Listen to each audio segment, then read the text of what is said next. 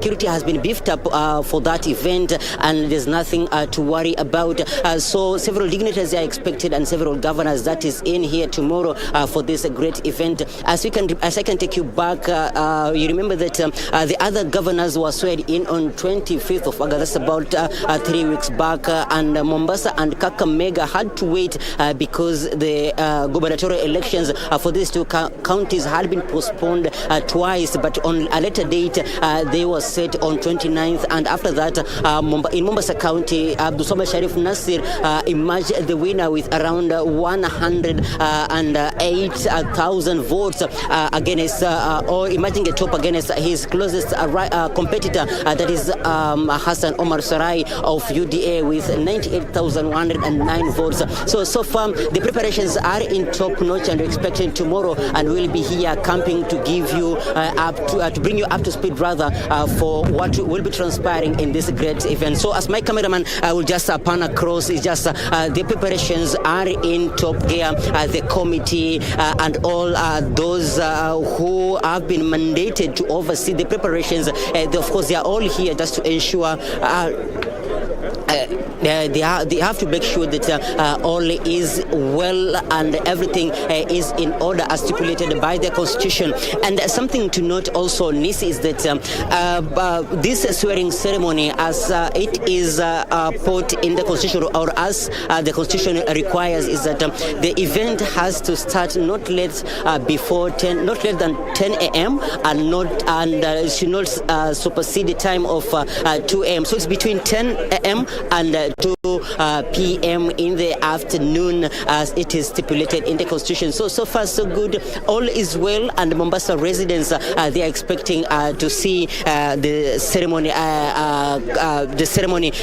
taking place well, as they are waiting for the second governor of Mombasa County, that is Abdul Samad Sharif Nasir. The outgoing governor, that is Hassan Ali Joho, had finished his term of 10 years as stipulated by the constitution. So after that, he will not vie again. And of course, this is the time for power transition, and Mombasa County will be having its second governor. Remember that Abdul Samad Sharif Nasir has been an MP of Vita, and had been in the 12th Parliament representing them, and hereby he is the governor. So there's so much he had promised Mombasa County residents, among them job opportunities for the youth, and also ensuring that all other services as stipulated by the constitution they get those services. So far so good. That's all we have from Mombasa County, and back to you, Nissie. Indeed, thank you very much. That's Michael Mwandiga, who's opening up this bulletin with an update from Mombasa County, where preparations are in top gear for the swearing-in ceremony tomorrow of the new governor, Abdul Samad Sharif Nasir. I am Nissie Imano. Lensa Odingo is our sign language interpreter this afternoon. Thank you for choosing us. Now, moving on, a family in Deru village in Limuru constituency in County is pleading with the Directorate of Criminal Investigations to hasten investigations into the killing of their two sons. Johnson Karoga and Kevin Kimani were murdered in the Kamulu area in Nairobi County last week. Their killers are yet to be apprehended. Andrew Okero reports. Johnson Karuga, aged 26, and his 24 years brother Kevin Kimani were last seen on the night of 4th of September 2022 in a club at Kamulu, where they were watching a football match. Ati tunazika watoto wawili. Kwa nini? Why? Our question is why? Kwa nini wauawe? Minasema hawa watu ni kupigwa, walipigwa na vitu ambazo ziliwaumisha mpaka damu ikakrot kwa mwili mpaka wakafa. Their father Joseph Kimani says the family started tracing their whereabouts the next day since their phones were switched off. Mambo na haki itendeke. Wafanye ile kazi inafaa. Na hii serikali mpya, shauri mambo yangu imefanyika, watoto wangu wamefanyiwa hii kitu na hii serikali mpya. So we are asking the DCI to do their work and make sure that the killers are brought to book, so that the victims can get justice, so that the family can get justice. A week later, Their bodies were found near a bridge in the Joska area, taken to City Mortuary. Andrew Kero for Lunchtime News. In other stories, following increased cases of mistreatment of women seeking jobs in the Middle East, Kenyan women are now being urged to take precaution when seeking employment in the Gulf nations, especially Saudi Arabia. This even as human rights group Muhuri calls on the government to stiffen the labor regulations in order to curb exploitation of Kenyans. These are some of the scenes witnessed in recent days as a section of Kenyan women come out publicly to share their plight working in the Middle East, especially Saudi Arabia.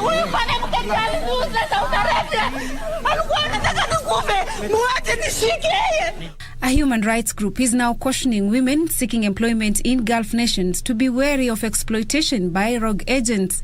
Afis Swale of Muhuri, however, says lack of proper regulations in the labor industry is a contributory factor in the mistreatment of Kenyan workers, especially in Saudi. Maagent wamekuwa wengi na maagent wengi ni wale ambao ni wa ukweli ni wachache. Wale wa urongo ni wengi na imekuwa ni kama biashara hawa maagent ya kuchukua hawa wasichana kuwapeleka huko, na wakifika huko hawana msimamizi, they don't know where to go. Wakipatikana na shida yote hakuna mahali wanaweza kukimbilia because hawakufuata procedure na protocols za sawa. Hawajui hata ile contract yao ilikuwa inasemaje, hawajui ofisi gani watakimbilia, hawapitii kwa embassy. Even as Muhuri makes this call, another family in Malindi, Kilifi County is calling for help to trace their the country in March this year. Ndiyo dada yetu amefariki, sasa tutampata vipi? Hakuna mwelekeo wowote tangu wakati huo mpaka sahihi. Toto wake wanahuzunika, mama yake kufikia sahihi ni mgonjwa. Dada yetu tunaomba serikali, akiwa yuko hai, akiwa amekufa, dada yetu tunaomba tusaidike ili apate kurudi nyumbani. Ninataka yule mtoto wangu nimwone huku alikufa, alikomoyo. Zainab Said, Lunchtime News. Moving on, elders drawn from Gari and the Godia communities in Naraka County have signed a peace deal to end perennial inter-clan feuds. The elders, who also appealed for a peaceful coexistence among the clans from both communities going forward. A three-day meeting led by Mandera Governor Mohamed Khalif has seen the Gare and Digodia communities burying the hatchet after years of disagreements.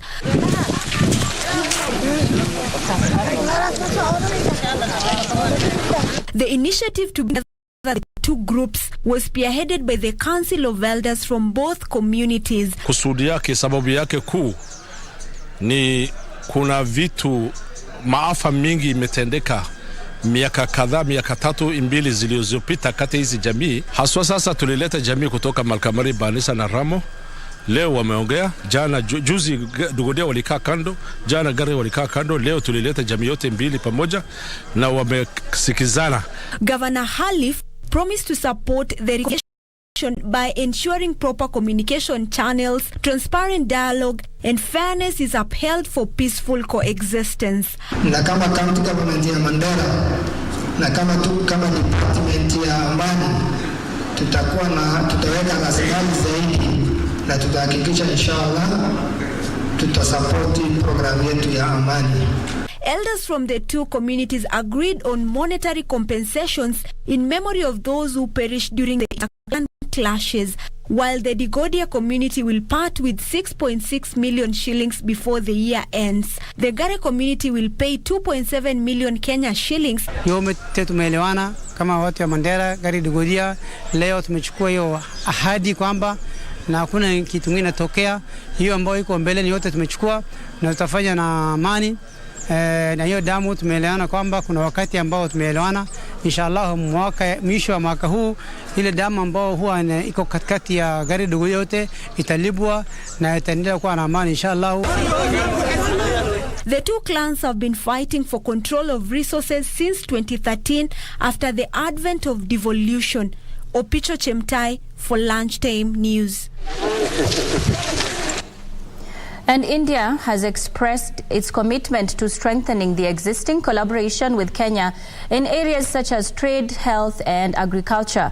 India's State Minister for External Affairs, Velamveli Moraldiran, says the two countries will continue being partners in trade and capacity building in a bid to advance the economies and growth of both nations.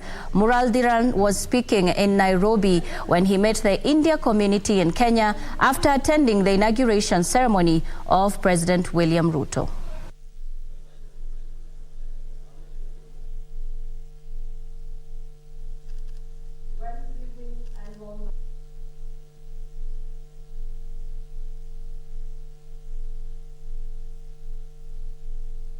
There has been lines of credit, whether it is agriculture or health. India are leaders in agriculture and health. And I'm sure that with Kenya, the partnership in health and agriculture, I understand that the 5th President, Dr. William Ruto, is giving much focus on health and agriculture, which will improve the employment opportunities and also the health of the society. So in this aspect also, we consider that India can share the experiences that India had during the last 75 years of India's independence.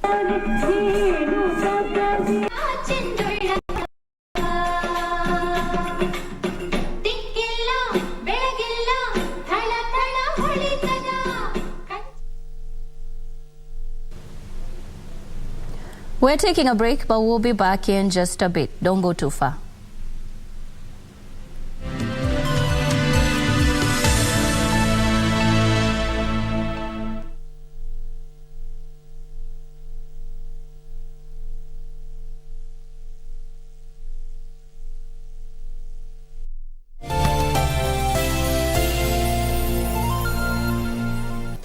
Do you have a news story to share with KBC? Get in touch swiftly on email news@kbc.co.ke or call 0723 892 654 or 0734 780 124.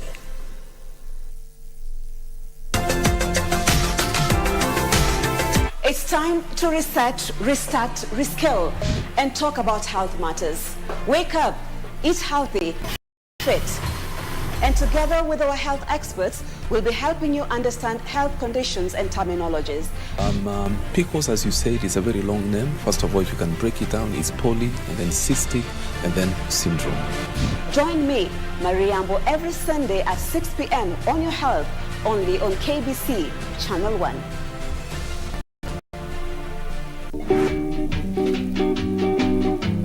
Ukiniangalia mimi mtu kununua second hand. You look second hand yourself right now. Mimi nakaondieka. Niangalie hivi, nakaondieka. Not with those. Maybe with the tummy. No. But Tosha. Huyu hata tujuani. Do you know me? Are baba. We know each other. Iko flying lines hapo. When husband about house kwa husband. Nini wewe inakusumbua? Wako ha? Yes. Jambo. Fine, thank you. Oh my God. No. Let me talk the truth and accept the devil, please. Please. Babyface. Yeah. Oh my God. Like that. Yes. Babyface. Yeah. Ulionaje kazi yangu, skills zangu za uzaji? Wow. Excellent. Wewe mzee. Hatuko hapa mchezo. Ni kweli hata nani. Sasa wewe ukisha si uongee vile unaongea.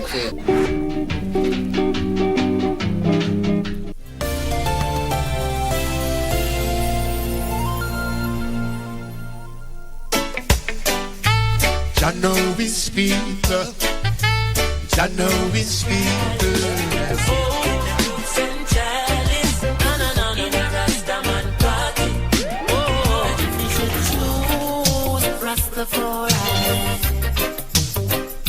You serve the Lord, your creator, your celestial maker. The sins of the Father are visited from all in a never-ending circle of people born and soul.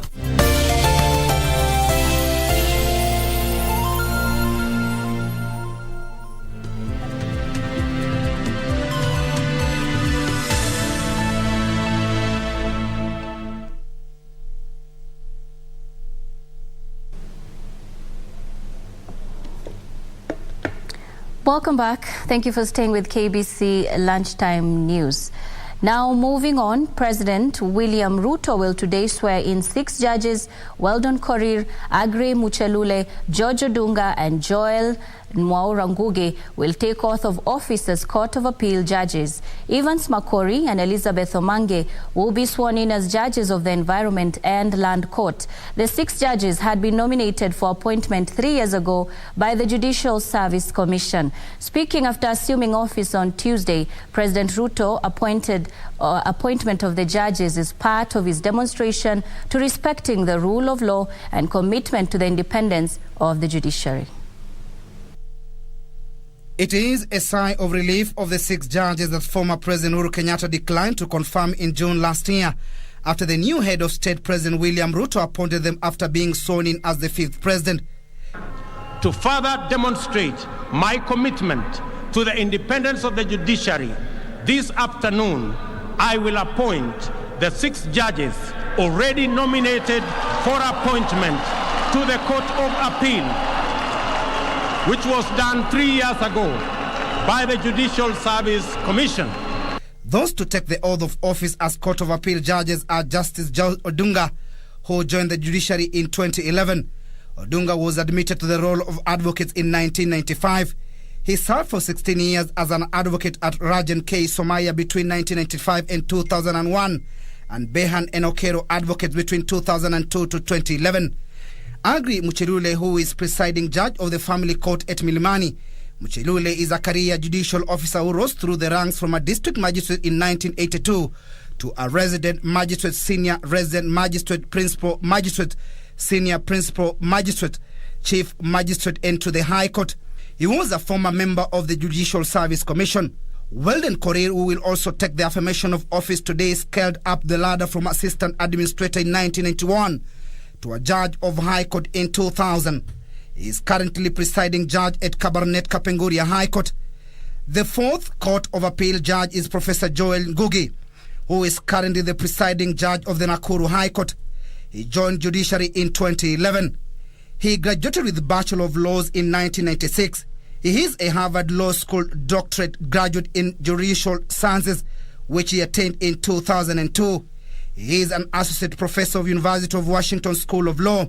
He practiced at Karaoke Mwaigui at Company Advocates between 1996 and 1998. Ngugi has published more than 20 articles and books. Newly appointed judges of Environment and Law Court are Evans Kiago Makori, who started out as District Magistrate 2 in 1997 and rose through the ranks of Resident Magistrate, Senior Resident Magistrate, Principal Magistrate, Senior Principal Magistrate, to his current role as Chief Magistrate since 2014. The second is Elizabeth Omange, who has been the Registrar of the High Court since 2012. She started her career in judiciary in 2000 as a Senior Resident Magistrate. She has served as Principal Deputy Registrar, Principal Magistrate, Principal Deputy Registrar, and Senior Principal Magistrate. The new head of state has also promised to increase the budgetary allocation for the judiciary by an additional 3 billion shillings annually for the next 5 years in a move he says will go a long way in enhancing access to justice and efficiency in judiciary. Timothy Kipnoso for Lunchtime News. Meanwhile, education stakeholders from Samburu County have called on the government and well-wishers to move with speed and provide solutions to help learners in the drought-stricken region. The persistent drought situation has led to a reduction of learners in schools as most families travel long distances in search of food and pasture. Parents have been forced to look for food and pasture for their families and livestock, leaving their children in the care of the elderly. Many of these children, especially girls, take responsibility for their younger siblings, keeping them away from school. One of the most affected schools in Samburu East constituency is Remote Primary School. The school population has dropped from 192 learners to 130 within the last few months. Hapo awali tulikuwa na idadi ya wanafunzi 190, lakini kwa sasa kwa sababu ya kiangazi imepungua hadi wanafunzi 130. Eneo letu halijapata mvua kwa muda wa takriban miaka 3 na kwa sasa imeweza kuleta pungufu kwa shule yetu kwa upande wa wanafunzi. Wanafunzi wengi imebidi basi wabaki nyumbani kuweza kuwachunga wadogo wao. In a bid to keep learners in school, especially girls, a 17-year-old high school student, Sabrina Guo, based in the United States of America, has raised funds through her Girl Pride initiative to purchase foodstuff for distribution to the affected families in remote and Sukuroi villages.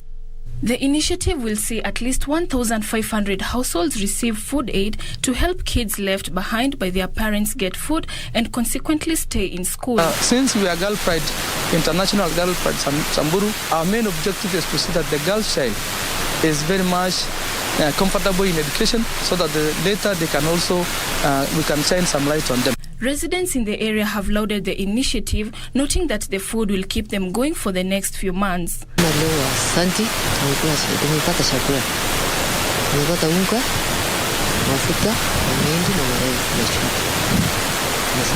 For Lunchtime News, I'm Juliet Njoroge.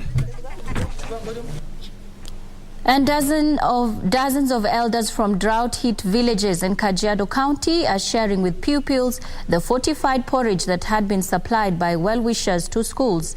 In many public schools, especially in Kajiado South Sub-County, the elderly are milling around schools during 10 a.m. porridge break to quench the pangs of hunger.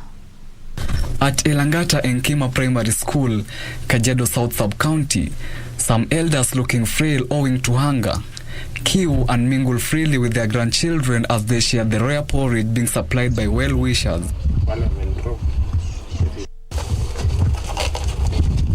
The porridge had been donated to schools to avoid the high school dropout attributed to the drought in the region. One of the elders, Johnson Kulu, said most of them are sleeping on empty stomachs and their only hope is porridge or food in schools. Hii kirangasi amesidi sana. Nimeumia, ng'ombe wengi ndio wameumia. Pia hata sisi ni unanchia sana. Hata sisi wasee pia unakuja tu kunywa hii uji. Some of the elders also wait for lunchtime to share food with the pupils. Most of the school managements have been able to accommodate them despite the tickling food aid they receive. Kama walimu tunapoenda darasani kufundisha tunapata watoto wengi. Hata hawaelewi na vile walimu wanaongea wanasema ama wanafundisha kwa sababu ya njaa. Tukifika saa 7 wengine wanatoroka wanaenda kwa mashamba ya nyanya. Mahali kunavuna manyanya ili wapate hata angalau chakula. It is also reported that some pupils tag along their siblings who have not attained the school going age to at least enjoy a cup of porridge. Kati ya zile kazi tunazofanya ni mambo ya masomo. Kwa hivyo tunaangalia hawa watoto waweze kuwa shuleni, na jinsi moja tunavyofanya hivyo ni kuhakikisha kwamba wako na lishe shuleni. Tumeweza kuwapatia unga ya Unimix na pia tumeweza kuwapatia chakula, getheri, mahindi na maharagwe ndiposa wapate lishe pale shuleni. Wanapokuwa na lishe pale itaweza kuongeza attendance yao pale shuleni, waweze kuja shuleni kwa wingi ndiposa waweze kusoma. For Lunchtime News, I'm Wycliffe Okoth.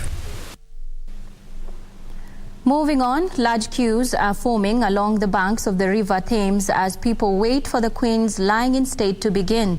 The Queen's coffin remains at Buckingham Palace ahead of a procession to Westminster Hall later. The coffin of Queen Elizabeth II is at the Buckingham Palace, where crowds have gathered to pay their final respects. King Charles III and other senior royals are expected to walk in silence behind the hearse as it winds through the capital streets and then hold a vigil upon its arrival at the cavernous 12th century hall in the Westminster Parliament complex. The public will be let in from 5 p.m. with mourners having to go through endurance tests in the round-the-clock queues that are expected to be long. The government has advised the people to wear suitable clothing since some people will need to wait overnight for a glimpse at the casket. Elsewhere, Ukraine has called upon the Western countries for more arms as it seeks to reclaim more of the territory from the Russian forces. This comes after the Ukrainian forces retook over 20 towns and villages in the east of the country. Russia is now in control of most of the eastern parts of Ukraine. For Lunchtime News, I'm Joanne Wangari.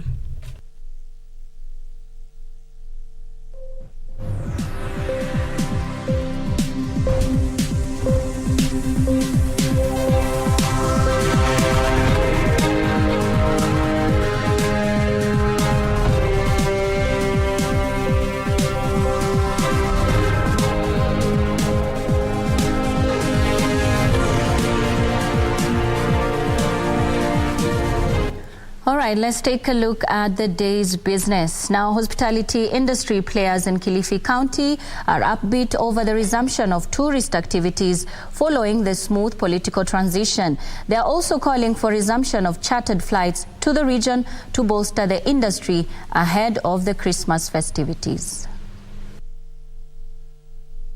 Kilifi town is renowned for its resort town character, where tourism is a significant economic activity for the town, which hosts beach hotels, holiday homes and water sports events.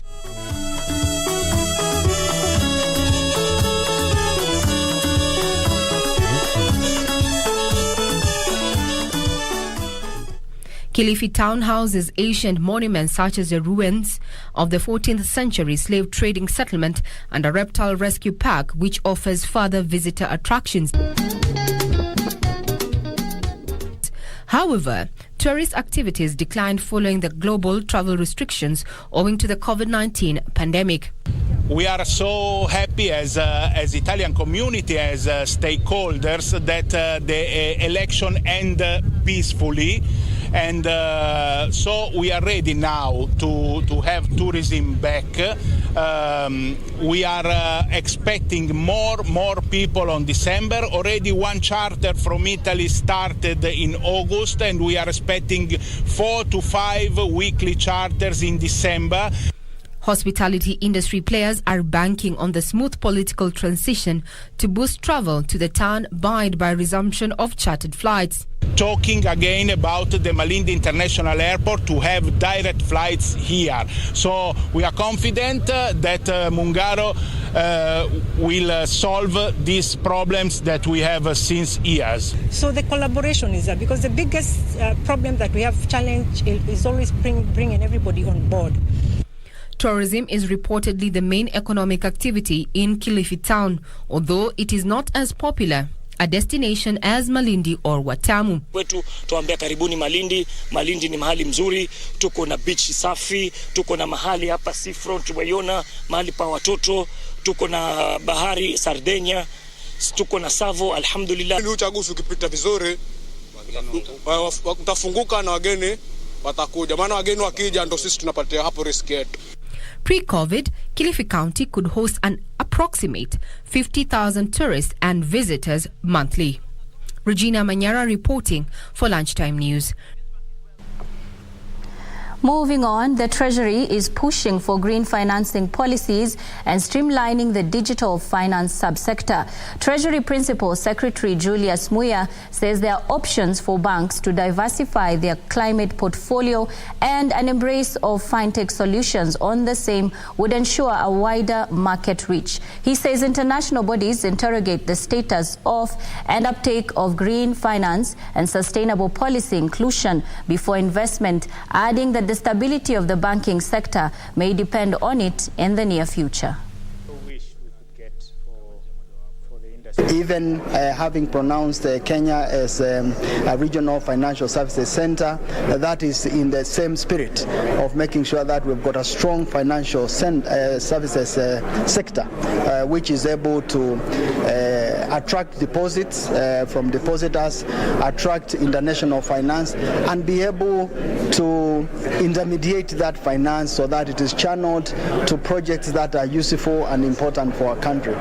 Obviously, the global challenges that are there in terms of financing, we have to bear them in mind. The dollar having appreciated significantly and the interest rates globally having gone up, but we are weathering the storm because we have a fairly diversified economy and we have a fairly strong financial services sector. That area today to do with the fintechs and how to make sure that we exploit technology is one area where, in terms of policy, in terms of regulations, is an area with a lot of focus, and I know there are draft papers already that have been prepared through a lot of consultation, chaired and spearheaded by the State Department for the National Treasury. Could green financing be the next forage for the Kenyan financial sector? Hibak Said for Lunchtime News. Across the borders, Africa has been hit disproportionately hard by the fallout from climate change, which has aggravated droughts, flooding and cyclones across the continent in recent years. The African Development Bank has said the continent is losing 5 to 15% of its per capita economic growth due to the effects of climate change and is facing a gaping climate finance shortfall. Here are the details of this and other stories making headlines across the continent.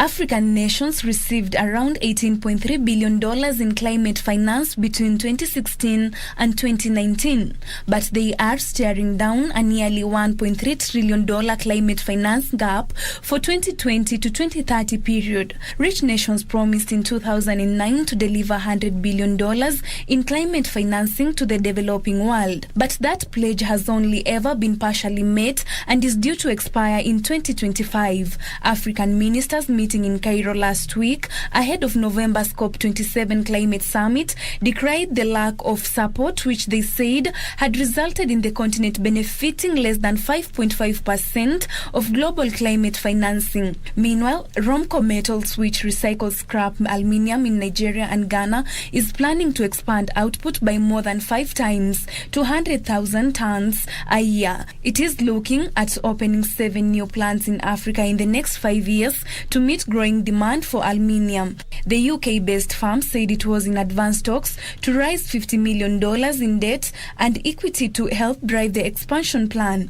Green hydrogen produced from splitting water into hydrogen and oxygen using renewable energy sources such as solar and wind is seen as key to help decarbonize industry, though the technology remains immature and relatively costly.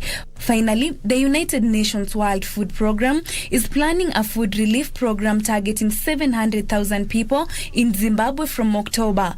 As the effects of poor harvest and Ukraine war continue to show, WFP said it had budgeted $40 million for the food program aid. Zimbabwe's government has said it expects its staple maize harvest to fall by almost half this year to 1.5.6 million tons from last season's multi-year record of 2.27 million tons due to poor rainfall in 2021 to 2022 growing season. Rising food prices coupled with higher fuel costs after Russia's invasion to Ukraine had driven Zimbabwe's inflation from 61% in January to 285% in August, undermining President Emmerson Mnangagwa's effort to revive the country's economy. Reporting for Lunchtime News, I'm Terry Njenga.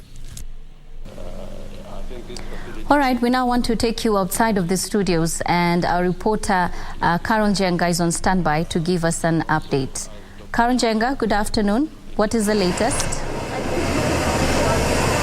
Well, good afternoon too. We are live from the Central Business District, where we've been going around the streets of Nairobi, going from one petrol station to the other, just to see whether there is panic buying when it comes to the fuel prices. Remember, the Energy Regulatory Authority is expected to give out the prices for this month, and there is anticipation, and anxiety that is among Kenyans because of what President William Ruto said yesterday, saying he will get rid of the fuel subsidy, and he did not clearly state how he was going to caution Kenyans with the high cost of living. As you can see right now, the fuel right now for super petrol is retailing at 159, and the petrol is, or rather diesel is retailing at 140 shillings. Now, if President William Ruto decides to remove this fuel subsidy, the prices of super petrol are likely to go up by about 200 shillings. That is for super petrol. That is 206 shillings. For diesel, it will be 204 shillings. Well, for kerosene, it will be 202 shillings. That is if the fuel subsidy goes up. That is if it is removed, fuel prices will go up. Now, if If we go ahead and hear what William Ruto said yesterday, he said this fuel subsidy is not sustainable and will not be there in the long term. And this goes well with what the IMF said earlier on, saying we need to scrap this fuel subsidy and ensure that the fuel prices, if it is retained, will go up. And this will result to inflation, will result to high energy prices. Remember, inflation did go up in the month of August to 8.5%, and this was a 72-month high. And this also brought about the high cost of basic commodities. Kenyans are unable to afford some of the basic commodities that are available. And this has also seen some of the issues that are going on in the country. We see the barrel, even though internationally a barrel of oil has gone down, fuel prices still remain high across the East African region. And we are foreseeing a situation where they will go high if the fuel subsidy is scrapped today. But that is subject to confirmation once the Energy Regulatory Authority releases the fuel prices for this month. Remember that they have remained unchanged for the last 2 months. After in June, the energy or IPRA hiked by 9 shillings, and for the last 2 months we have not seen any hike because this is because of the fuel subsidy that is currently in place. But in September, there were speculations that this subsidy will be removed, and this will result to fuel prices going up. And we'll speak to a few motorists to hear what they have to say, whether they are panic buying, whether they are going ahead to fill their tanks before the announcement or the release of the fuel prices for the next 1 month. Maybe you can start with one motorist here who is standing next to me. You can start with your name and then you can tell us what your thoughts are when it comes to the hike that is anticipated. We are not yet sure, but this is just anticipation that the fuel prices are likely to go up. Kwa majina naitwa James Ngatia, mfanyikazi ya biashara ya bodaboda hapa Nairobi CBD. Kusema ukweli, we are much worried about the fuel prices, sababu venye maisha inaendelea, mafuta ikipanda, maisha itaendelea kukandamiza. Kwa hivyo tunamuomba rais aweze kutuhurumia na kushukisha bei ya mafuta, na akishukisha mafuta, kusema ukweli, bei ya unga, bei ya sukari, maisha itarudi chini kiasi, na at least tutajivunia kuishi hapa venye tulikuwa tunajivunia hapo awali before maisha kuwa ngumu vyenye iko. Sasa, in terms of basic fuel prices ikienda up, that means that cost of basic commodities itaenda up. Are you able to within this period, are you able to ensure that you're able to feed your family? Kusema ukweli, maisha imekuwa ngumu sababu ile mapato tunapata ni ya chini. Unapata consumption ya hizi pikipiki zetu iko juu, so mambo mingi tunashindwa kukimu familia zetu. Imekuwa ngumu kusema ukweli. Life have been very hard. Napata majukumu ni mingi na mapato iko chini. Well, that is one of the motorists here who was just fueling here in the CBD, telling us how this hike in fuel prices has affected the cost of basic commodities, making it hard for them to be able to earn a living or be able to make ends meet and ensure that they feed their family. Remember yesterday when President William Ruto was making his speech, he did say that the fuel subsidy is not something that will last for long.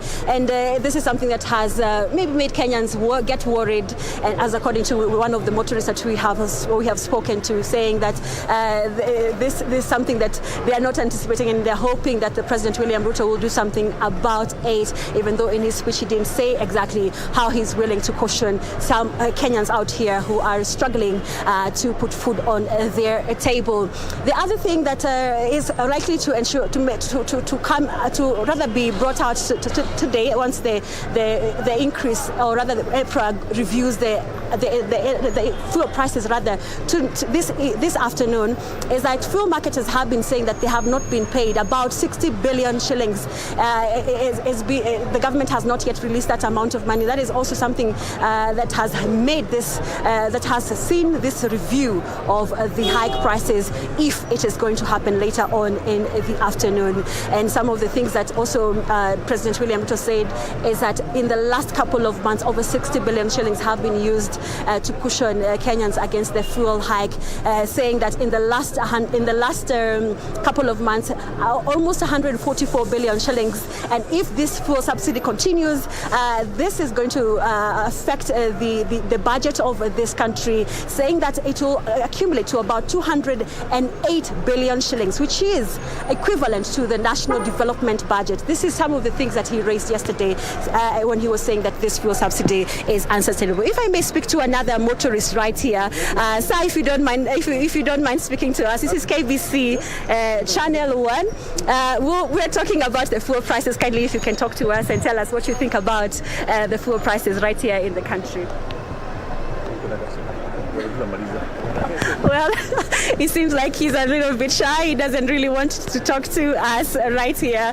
And we'll be going around the streets of Nairobi to just see what various motorists are talking about in regards to the fuel prices. Sir, if you may speak to KBC Channel 1, we are going around talking to motorists to hear their views about the hike that is anticipated of fuel prices following what was said yesterday by President William Ruto. What are your thoughts? Oh, well, thank you very much for the opportunity. First of all, I want to take this opportunity to thank the President for whatever he said. But as motorists and Kenyan people, what we want is the reduction of the fuel prices. Anything goes up above the current prices, then that's abnormal. It's like it's going to give us an hell in this country. And maybe we don't know what will happen next. Because the moment the fuel goes up, everything goes up. So what kind of life are we going to live? And even though the civil servants have not, everything has gone up. Salaries are constant, remaining constant. How are we going to live in this country? Yeah, our wish is that the fuel to come down. He gave a promise that he will reduce the fuel to around 80 shillings. So that's what we are expecting. Otherwise, we expected that pronunciation yesterday, but we didn't say anything. So our wish is he pronounce it, he brings it down to 100 below, then we say thank you. Yeah. How has this affected you as a person? So much. In fact, I've been every day, whenever I want to travel like a 50 kilometer, now 50 kilometer back and forward, you are spending almost 1,000 shillings, more than 1,000 shillings every day, whereby we could have been spending around 500 shillings. So it has come so expensive for us to live. Like we need to leave our vehicles behind and just befooting. Yeah. Thank you so much. Thanks too. That is when another motorist there speaking to us, saying how life has become hard since the jump in fuel prices a few months ago, and yet even with this this subsidy, they are still saying the fuel prices are affecting how they are living. Well, Nissie, back to you in studio. This is all we had for you. Maybe if you have anything to ask, you can rightly go ahead. Thank you, Karanjanga. Indeed, just reactions there from Kenyans who are hoping that we will still be cushioned even as we await the review by IPRA for new fuel prices this very afternoon. Is the fuel subsidy sustainable? I think that is the question that is going on in the minds of many. All right, now moving on to more business stories. The UK inflation rate has eased slightly, although prices are still continuing to rise at nearly their fastest rate in 40 years. The Office for National Statistics said inflation dipped to 9.9% in the 12 months to August from 10.1% in July. Here are the details of this story and others from across the globe. Soaring costs of living are eating into household budgets, with prices rising faster than wages. The Bank of England has said inflation could peak at more than 13% this year. Falling petrol prices were the main reason the pace of inflation eased. Petrol prices fell by 14.3 pennies per litre between July and August, while diesel prices also dipped. Fuel prices have been surging, driven by the war in Ukraine and moves to reduce Europe's dependence on Russian oil. But wholesale costs fell after fears of a recession in the US hit demand for oil. However, food prices continued to soar in August, partially offsetting the fall in fuel prices. Meanwhile, Foxconn and Vedanta have announced a $19.5 billion project to build one of the first chip-making factories in India. The Taiwanese firm and the Indian mining giant are tying up as the government pushes to boost chip manufacturing in the country. Prime Minister Narendra Modi's government announced a $10 billion package last year to attract investors. The facility, which will be built in Gujarat, has been promised incentives. The project is expected to create 100,000 jobs in the state. According to the Memorandum of Understanding, the facility is expected to start manufacturing chips within 2 years. Finally, the European Union is set to unveil plans on Wednesday to skim off windfall profits from energy companies and impose cuts in electricity usage across the bloc in a package designed to shield citizens and businesses from surging energy prices. European governments have already ploughed hundreds of billions of euros into tax cuts, handouts and subsidies as they attempt to contain an energy crisis that is fueling record inflation, forcing industries to shut production and hiking citizens' bills ahead of winter. Serena Ndekeremo for Lunchtime News.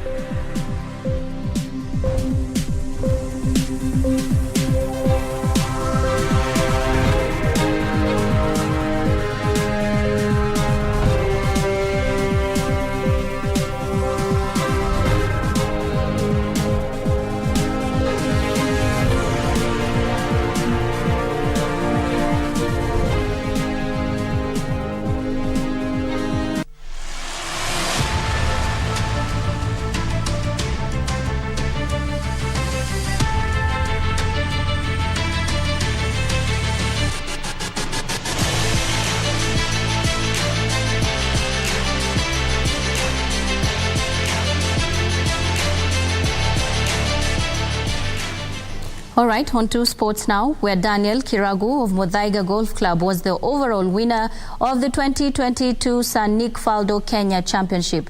Kiragu won after the second sudden death playoff with Elvis Muigwa of Kiambu Golf Club. The playoff was determined after they both scored 228 gross after the 3 rounds of 18 holes each.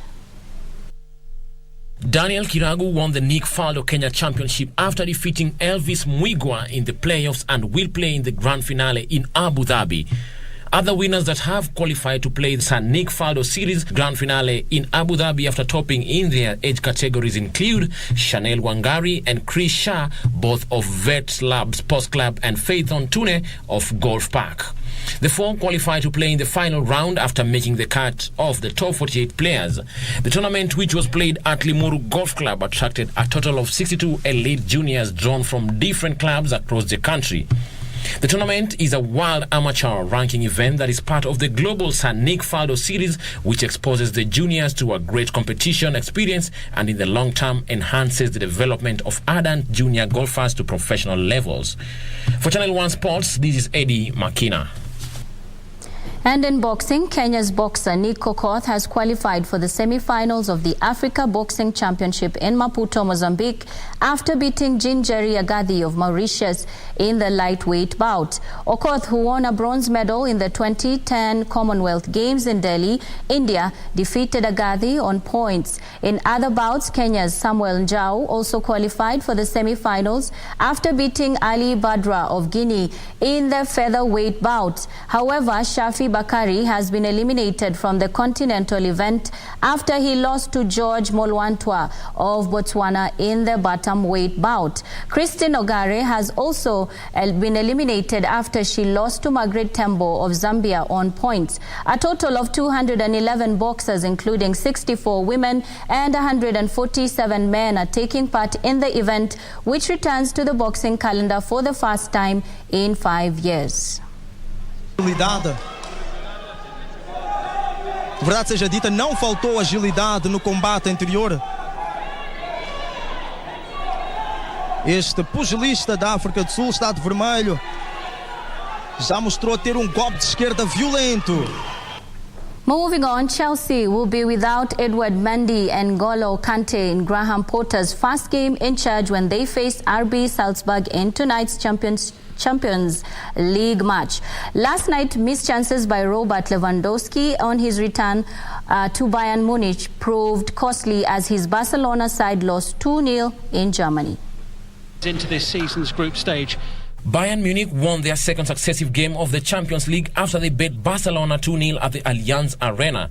Joshua Kimmich with the delivery, and it's the opening goal of the match. In other results, Sporting Lisbon beat Tottenham Hotspur 2-0. Inter Milan won away against Victoria Pleasant. FC